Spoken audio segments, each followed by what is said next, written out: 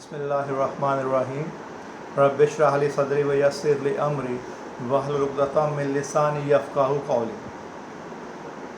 عزیز طلبہ، آج کا ہمارا لیکچر آپ کی سال اول کی اردو کی کتاب سرمایہ اردو کے حصہ نثر سے ہے، اور سبق ہے ادیب کی عزت۔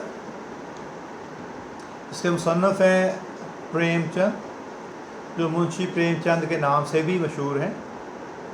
پریم چند پہلے افسانہ نگار ہیں۔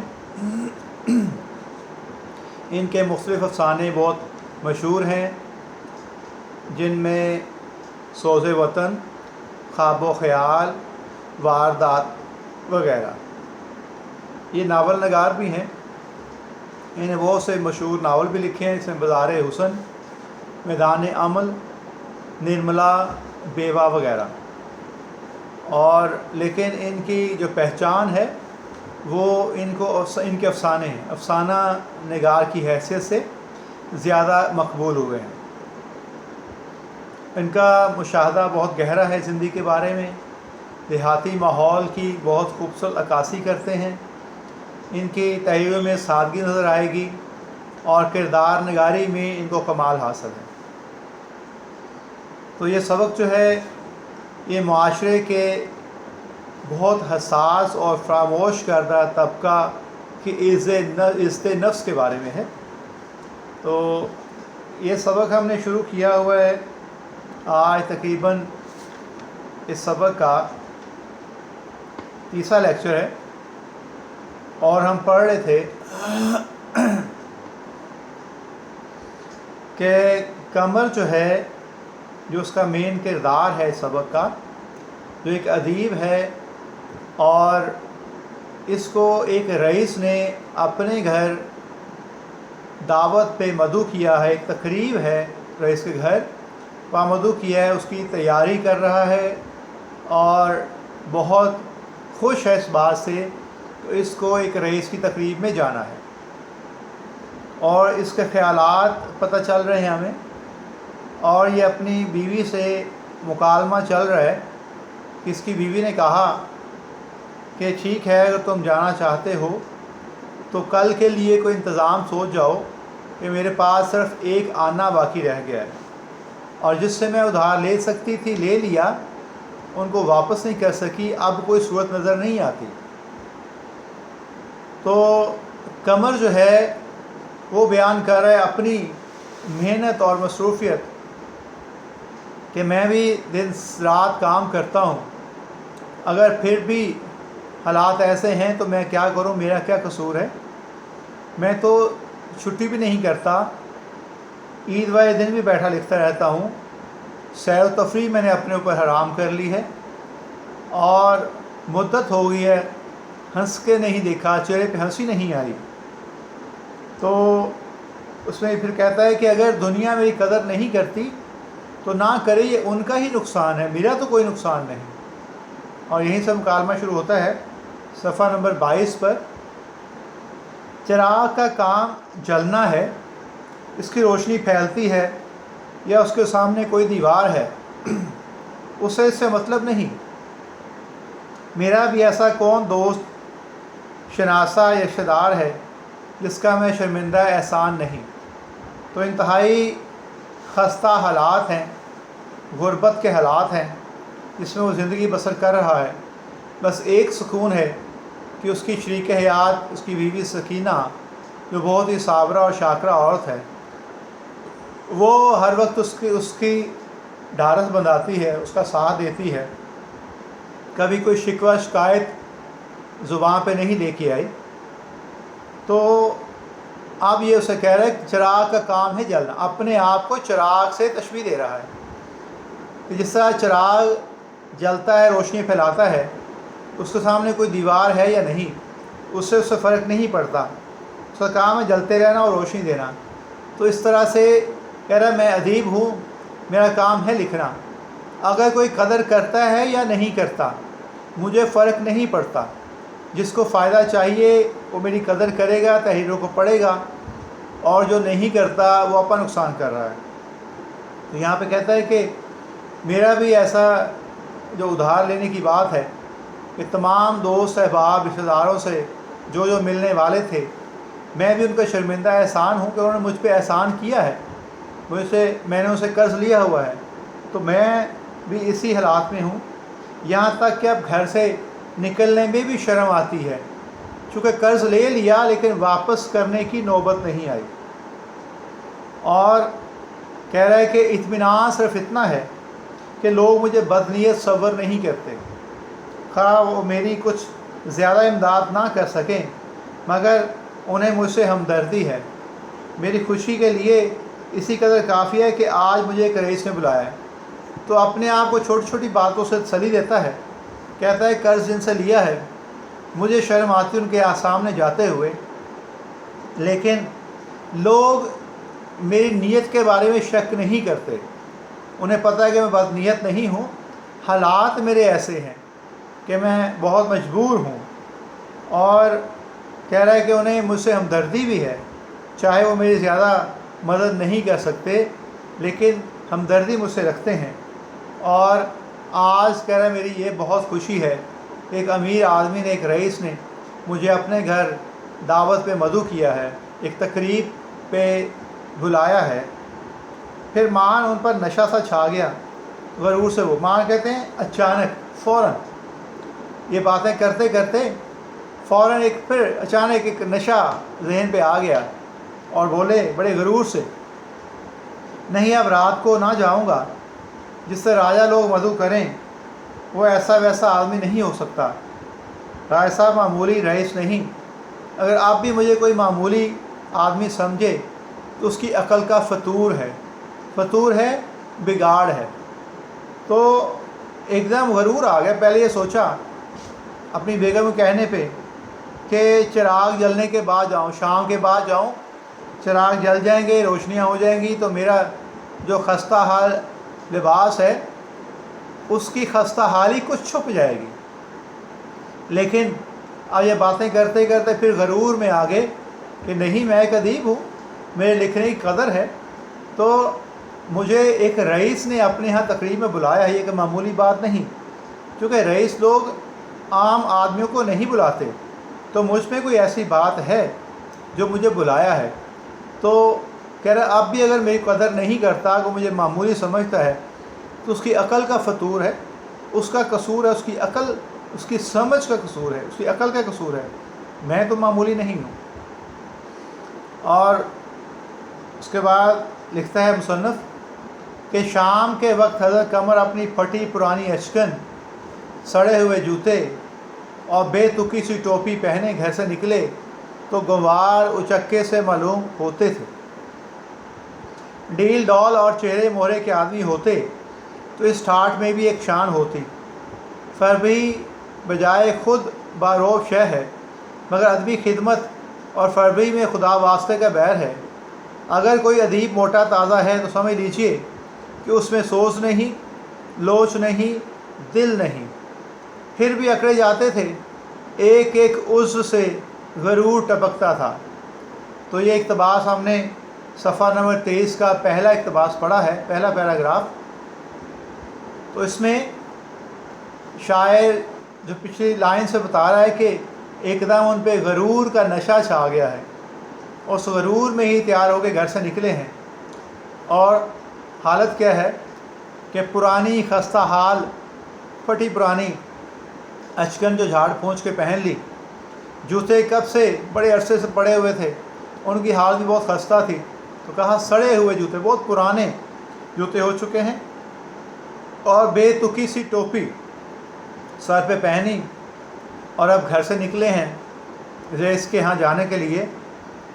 اور اس حلیے میں گنوار اچکے معلوم ہوتے تھے، یعنی اس حلیے میں کوئی پڑھا لکھا مہذب شخص نہیں لگ رہا تھا، ایسا لگ رہا تھا کوئی ان پڑھ گنوار، کوئی جاہل آدمی ہے جو جا رہا ہے۔ اور پھر مصنف یہاں پہ اپنی رائے دے رہا ہے کہ اگر ڈیل ڈال اور چہرے مورے کے آدمی ہوتے تو اس ٹھاٹھ میں بھی ایک شان ہوتی۔ یہ بات صحیح ہے کہ آدمی کی صحت، اس کا ظاہری پن جو ہے، اس کے اس کو لوگ زیادہ دیکھتے ہیں، اس میں بڑے ایک روب ہوتا ہے کہ کمزور سا آدمی ہے، اس پہ اچھے کپڑے بھی نہیں سج رہے، لیکن یہ معمولی لباس اگر اچھی صحت ہوتی اور چہرے پہ رونق ہوتی تو یہ لباس کچھ سج جاتا، لیکن بہت کمزور ہیں، ہڈیاں نکلی ہوئی ہیں اور 40 سال کی عمر، بہت بوڑھے لگ رہے ہیں، تو اوپر سے ایسا خستہ پھٹا پرانا لباس، سڑے ہوئے جوتے پہن کے وہ کوئی جاہل گنوار محسوس ہوتے ہیں۔ اور شاعر مصنف کہتا ہے کہ فربی کہتے ہیں موٹاپا فربی بجائے خود باروب شہ ہے، کہ اگر آدمی کی صحت اچھی ہو، موٹا تازہ آدمی ہو، تو وہ ایک روب ہوتا ہے جہاں وہ بیٹھ جائے، جہاں کھڑا ہو جائے۔ مگر ادبی خدمت اور فربہی میں خدا واسطے کے بہر ہے، کہ مصنف یہاں یہ کہہ رہے ہیں کہ ادبی خدمت، جو ادب کی خدمت کرتے ہیں وہ کبھی بہت موٹے تازے نہیں ہو سکتے، چونکہ جو ادب کی خدمت کر رہا ہے وہ کون ہے؟ معاشرے کا حساس ترین شخص، ایسا آدمی جو بہت ہی حساس ہے، ہر وقت اپنی عزت نفس کو مجروح نہیں ہونے دیتا۔ ایسے آدمی کا اگر آرٹ سے، ادب سے تعلق ہے تو وہ ایسا رہے گا نہیں موٹا تازہ۔ اگر کوئی ادیب موٹا تازہ ہے تو سمجھ لیجئے کہ اس میں سوز نہیں، لوچ نہیں، دل نہیں۔ تو مصنف یہاں فیصلہ دے دیا ہے کہ اگر کوئی ادیب موٹا تازہ بہت صحت مند ہے تو سمجھ لیجئے اس میں وہ دل نہیں ہے جو دوسروں کے لیے درد محسوس کرتا ہے، دل نہیں، اس میں وہ حساسیت نہیں جو معاشرے میں ہونے والی چھوٹی سے چھوٹی، بڑی سے بڑی تبدیلی کو اپنی طبیعت پہ محسوس کرتا ہے۔ سوز نہیں، لوچ نہیں، اس میں دکھ درد نہیں دوسرے کا، زمانے کا، معاشرے کے دوسرے لوگوں کا، اس میں لچک نہیں ہے، لوچ نہیں ہے۔ پھر بھی اکڑے جاتے تھے، ایک ایک اس سے غرور ٹپکتا تھا۔ ان سب کے باوجود حضرت قمر جو ہے بڑے غرور سے جا رہے ہیں، اور ان کے پورے جسم سے سر سے پاؤں تک غرور ٹپک رہا ہے، جس طرح سے ان کا چلنا اور چال ڈال تھی۔ کیوں گھر سے نکل کر وہ دکانداروں سے آنکھ بچا کر نکل جاتے تھے، مگر آج وہ گردن اٹھائے ان کے سامنے سے جا رہے تھے۔ آج وہ ان کے تقاضوں کا دندان شکن جواب دینے کو تیار تھے، مگر شام کا وقت تھا، ہر دکان پر خریداروں کا ہجوم تھا، کوئی ان کی طرف نہیں دیکھتا۔ جس رقم کو وہ بہت زیادہ سمجھتے تھے دکانداروں کی نگاہوں میں معمولی تھی، کم از کم ایسی نہ تھی جس کی خاطر وہ کسی کی عزت اتار کر رکھ دیں۔ اب مصنف یہ بیان کر رہا ہے کہ یہ اتنی تیاری کرنے کے بعد وہ گھر سے نکلے کہ رئیس کے ہاں جانا ہے، اور بازار سے گزر کر، جس بازار میں جاتے ہوئے دکانداروں کے سامنے سے گزرتے ہوئے وہ آنکھ بچا کر نکل جاتے تھے، شرمندہ ہوتے تھے کہ ان سے جو قرض لیا ہے، ان کا جو قرض دینا ہے وہ نہیں دے پاتے تھے، لیکن آج وہ اتنے غرور میں تھے کہ ایک رئیس نے بلایا ہے، اور اتنے تن کے جا رہے ہیں کہ جیسے ان کے سارے جو مسائل ہیں وہ آج حل ہو جائیں گے، ساری مشکلات کا حل ان کو مل گیا ہے۔ اور آج نے سوچا کہ اگر کسی نے تقاضا کیا کہ ان کا دندان شکن جواب دوں گا، اور نا شکن کہ بہت بھرپور جواب دوں گا، مگر شام کا وقت تھا، اور شام کو اکثر بازاروں میں، دکانوں پہ خریداروں کا رش ہوتا ہے، تو آج بھی کہہ رہے کہ خریداروں کا رش ہے ہر دکان پہ، اور کوئی بھی دکاندار ان کی طرف نہیں دیکھ رہا، کیونکہ جس رقم کو وہ قرض جو لیا تھا دکانداروں سے، جو قرض دینا تھا، وہ بڑی معمولی رقم تھی، لیکن حضرت قمر کے لیے وہ رقم بہت زیادہ محسوس ہو رہی تھی، کیونکہ جس آدمی کے پاس کھانے کو پیسے نہ ہوں اس کے لیے تو تھوڑے سے پیسے بھی بہت بڑی رقم ہوتی ہے، لیکن جن کے اچھے کاروبار چل رہے ہیں ان کے لیے رقم کچھ بھی نہیں ہے۔ تو یہ دکانداروں کے لیے معمولی سے پیسے تھے جو حضرت قمر کے سر پہ قرض تھا۔ تو حضرت قمر جو ہیں وہ یہ سوچ کر نکلے ہیں کہ آج دکانداروں نے اگر مجھ سے قرض کا مطالبہ کیا تو انہیں بھرپور جواب دوں گا اور روب جماؤں گا کہ مجھے ایک رئیس نے بلایا ہے اور دکاندار کے لیے وہ اتنی بڑی رقم نہیں کہ وہ اس کی انسلٹ کر دیں، اس کی بے عزتی کر دیں۔ حضرت عمر نے ایک مرتبہ سارے بازار کا چکر لگایا پر جی نہ بھرا کہ پورے بازار کا چکر لگایا کہ آج کو میری طرف دیکھے، متوجہ ہو اور مجھ سے بات کرے، لیکن دکاندار سارے مصروف تھے۔ تب دوسرا چکر لگایا، اس سے بھی کچھ نہ بنا۔ 2 بار بازار کے چکر لگانے سے بھی کوئی متوجہ نہیں ہوا۔ تب وہ خود حافظ صمد کی دکان پر جا کر کھڑے ہو گئے۔ حافظ صاحب بساتی کا کام کرتے تھے۔ بساتی کہتے ہیں چھوٹی موٹی چیزیں بیچنے والا، جس طرح کریانہ کی دکان ہوتی ہے، اس طرح سے ایک دکان ہے اس کی۔ قمر کو دیکھ کر بولے، واہ حضرت، ابھی تک چھاتے کے دام نہیں ملے۔ چھاتا کہتے ہیں چھتری کو، جو بارش میں لوگ باہر نکلتے ہوئے استعمال کرتے ہیں، چھتری۔ تو اب اس دکاندار جب خود ہی چلے گئے دکان پہ تو دیکھا، اس نے کہا، واہ بھائی حضرت قمر صاحب، ابھی تک جو چھتری آپ نے خریدی تھی اس کی قیمت آپ نے نہیں دی، پیسے ابھی تک نہیں دیے۔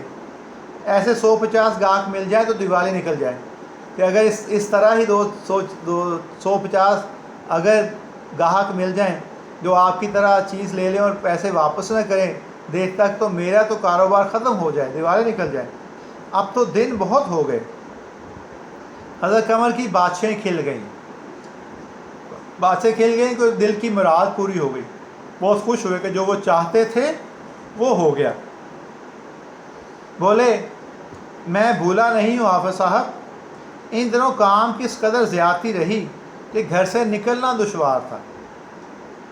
اب یہ سفید پوش لوگوں کا ایک مسئلہ المیہ ہے کہ وہ جیسے بھی ہوں، گھر سے چاہے وہ خالی پیٹ ہی نکلیں، لیکن باہر لوگوں کو یہی ظاہر کرتے ہیں کہ نہیں، سب کچھ خیریت سے ہے، سب اوکے ہے۔ تو یہ انہوں نے بھی ایسے ہی شو کر رہے ہیں کہ مصروفیت زیادہ تھی، کام بہت تھا، اس لیے گھر سے نکل نہیں سکا، ورنہ مجھے یاد ہے کہ میں نے آپ کو پیسے دینے ہیں۔ روپیہ تو ہاتھ نہیں آتا، پر آپ کی دعا سے قدر شناسوں کی کمی نہیں۔ ایک بات ہے کہ یہ آدمی کے یہ کردار حضرت قمر ہے، یہ ہے سچا آدمی، کچھ چھپاتا بھی نہیں، زیادہ جھوٹ بھی یاد نہیں بولتا۔ اور یہ کہہ رہا ہے کہ انہیں یہ کہہ رہا ہے کام اتنا زیادہ لکھنے کا، اس کے عوض پیسے تو نہیں ملتے، بہت سارے پیسے تو ہاتھ نہیں آتے ہیں، لیکن میری قدر کرنے والوں کی کمی نہیں ہے، اس سے میں بڑا مصروف رہتا ہوں۔ 2-4 آدمی گھیرے ہی رہتے ہیں۔ زندگی وبال ہے، زندگی مصیبت بنی ہوئی ہے، میرے پاس وقت نہیں ہے، کبھی کوئی مجھے بلا لیتا ہے، کبھی کوئی بلا لیتا ہے، بہت قدر کرنے والے ہیں۔ اس وقت بھی راجہ صاحب، اجی وہی جو نکڑ والے بنگلے میں رہتے ہیں، انہی کے یہاں جا رہا ہوں، روز کوئی نہ کوئی ایسا ہی موقع آتا رہتا ہے۔ اب یہ اور زیادہ بڑھا چڑھا کے بات کو پیش کیا، مبالغہ رائی کی ہے کہ بڑے عرصے کے بعد رئیس نے بلایا ہے اور دکاندار کو یہ بتا رہے ہیں کہ آئے دن کوئی نہ کوئی ایسی دعوت آتی ہی رہتی ہے، دعوت نامہ آیا ہوتا ہے اور میں بہت مصروف رہتا ہوں، اس سے وقت نہیں ملتا آپ لوگوں کے پاس آنے کا۔ حافظ صاحب مرعوب ہو گئے، روب میں آ گئے۔ تو یہ بھی ایک معاشرے کا رویہ ہے کہ امیر لوگوں سے معاشرے کے لوگ بہت مرعوب ہو جاتے ہیں، اس کے پیسے کے روب میں آ جاتے ہیں۔ اور یا وہ آدمی جو زیادہ تعلق دار ہو، جس کے تعلق امیر لوگوں سے، بڑے بڑے کاروباری حضرات سے ہو، تو اس سے بھی لوگ بہت اچھا تعلق رکھتے ہیں، راہ و رسم قائم کرتے ہیں۔ مطلب سوچ کیا ہوتی ہے اس کے پیچھے؟ سوچ اپنی غرض، اپنا مطلب، کہ اس کے ذریعے سے اپنا کام نکالیں گے۔ تو یہی سوچ ان دکانداروں کی بھی، اس معاشرے کے افراد کی بھی مصنف نے اس اقتباس میں ہمیں دکھائی ہے۔ کہتے ہیں حافظ صاحب مرعوب ہو گئے، اچھا آپ رائے صاحب کے یہاں تشریف لے جا رہے ہیں؟ ٹھیک ہے، آپ جیسے با کمالوں کی قدر رئیس ہی کر سکتے ہیں، اور کون کرے گا؟ اگر کوئی موقع ہاتھ آئے تو غریب کو بھول نہ جائیے گا۔ رائے صاحب کی اگر ادھر نگاہ ہو جائے तो फिर क्या पूछना, एक पूरा बसात खां तो उन्हीं के लिए दरकार है। 2.5-3 लाख सालाना की आमदनी है। अब ये इंतहाई रोब में आ गया है हाफ़िज़ समद कि राय साहब तो इतने अमीर आदमी हैं कि हज़रत कमर उनकी तरफ जा रहा है, इसका ताल्लुक़ है, तो उसका मतलब है इसके ज़रिए से मेरा काम निकल सकता है, कि मुझे फ़ायदा हो सकता है। तो ये कह रहे हैं कि ठीक है, आपकी कदर, ये बड़ी खुशामद करने पे आ गया है, हज़रत कमर की खुशामद कर रहा है कि आप जितने बाकमाल लोग हैं, आपकी कदर अमीर लोग ही जानते हैं, आम लोग आपकी कदर नहीं जानते। साथ ये कह दिया कि अगर कोई मौका आए तो मुझे ज़रूर याद रखिएगा, ये कि मुझे याद रखे, आपके ज़रिए से मुझे फ़ायदा ज़रूर पहुँचे। और कहा कि अगर राय साहब इतना कहा, अगर राजा साहब मेरी दुकान के गाहक बन जाएं तो जितना माल मेरी दुकान में है, इतना माल तो उन्हीं एक गाहक के लिए काफ़ी है, वो ही ख़रीद सकते हैं।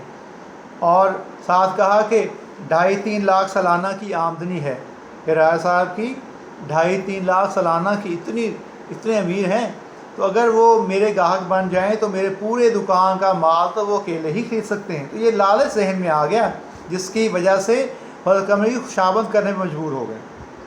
कमर साहब को 2.5-3 लाख की आमदनी हकीर सी मालूम हुई।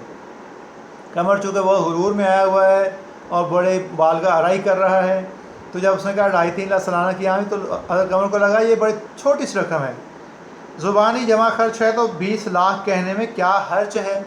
सोचा कि जब कहते हैं कि ख़याली पुलाव और घी का सरफा, घी को क्या बचाना, तो ख़याली पुलाव पका रहे हैं कि जब ज़ुबानी बातें ही करनी हैं तो 2-2.5-3 लाख क्या, कहा 20 लाख कह देते हैं।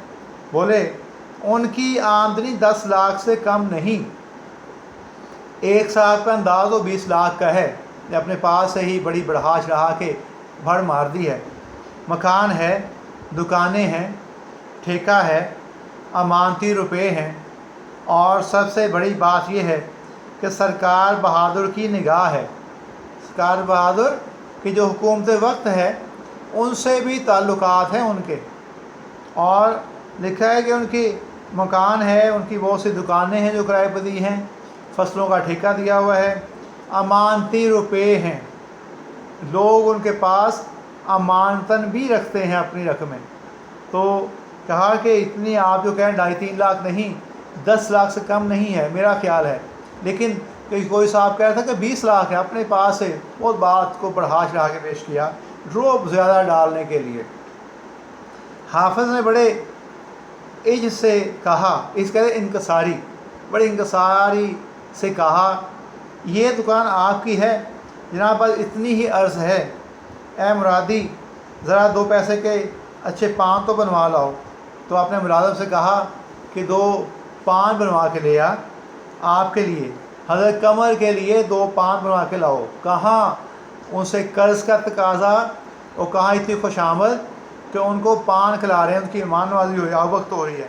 आइए 2 मिनट बैठिए, कोई चीज़ दिखाऊँगा आपसे, तो घर का मामला है।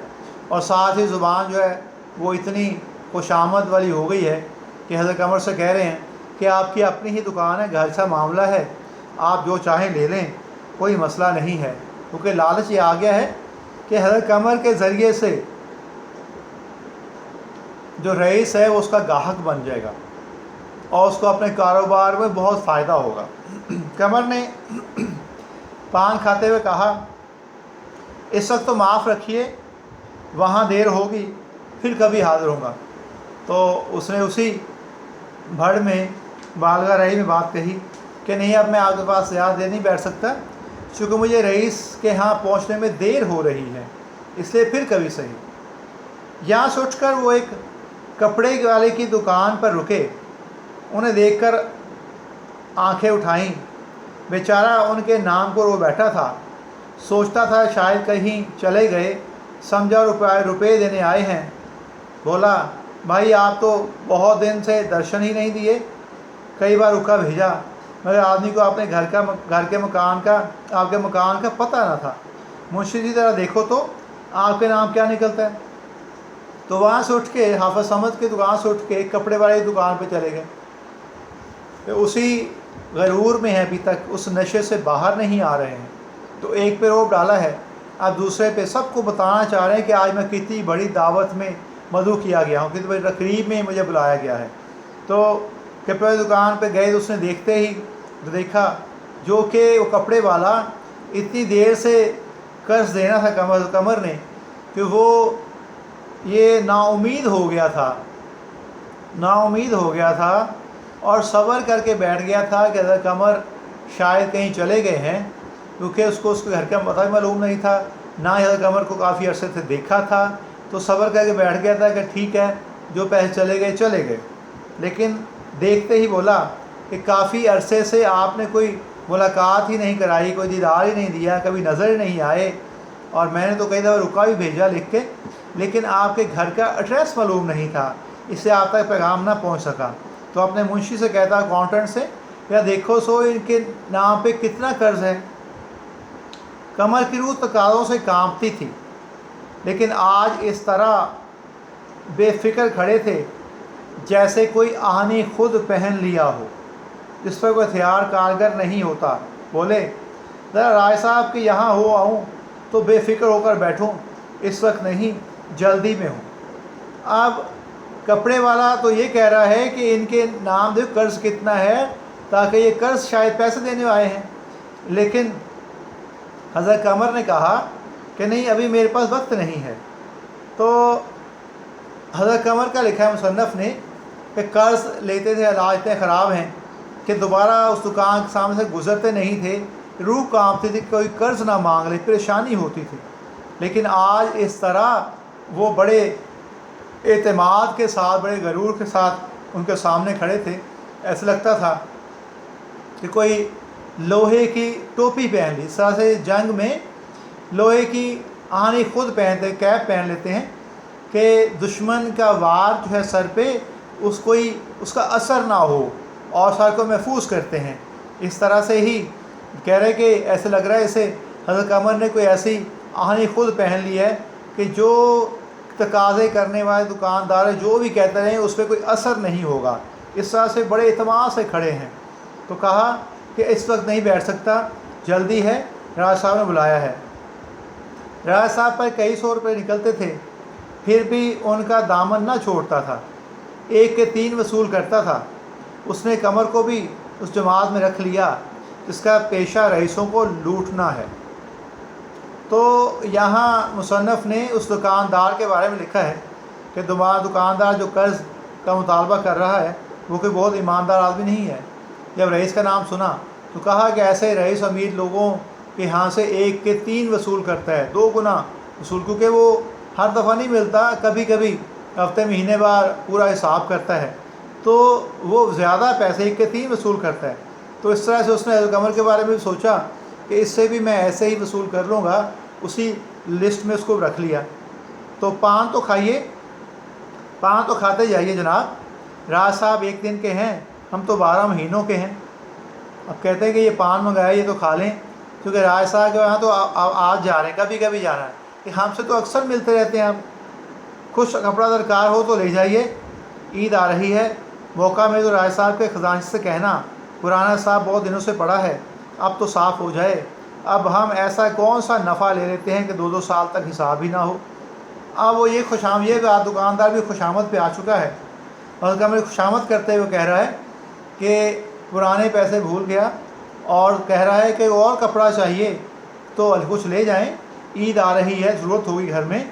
और फिर साथ कहता है अपनी गर्ज बता दी, जो लालच है वो भी, कि राज साहब के यहाँ जा रहे हैं तो उनके ख़जानची यानी उनके मुंशी से, उनके अकाउंटेंट से कहना कि जो उनकी तरफ हिसाब हमारा रहता है वो हमें अदा कर दें। अब हम कौन सा उनसे बहुत सा नफ़ा लेते हैं, हालांकि 1 के 3 लेता है, लेकिन यहाँ ये कह रहे हैं कि हम उनसे कौन सा कुछ ज़्यादा नफ़ा ले लेते हैं कि 2-2 साल तक वो हमारे पैसे हमें लौटाते ही नहीं हैं, कर्ज़ जो वो चुकाते ही नहीं हैं। तो हज़रत कमर के ज़रिए वो भी अपना बहुत सा नफ़ा लेने की सोच रहा है, इसलिए हज़रत कमर की खुशामद कर रहा है। तो आज के लिए इतना ही काफ़ी, अगले लेक्चर तक के लिए अल्लाह हाफ़िज़।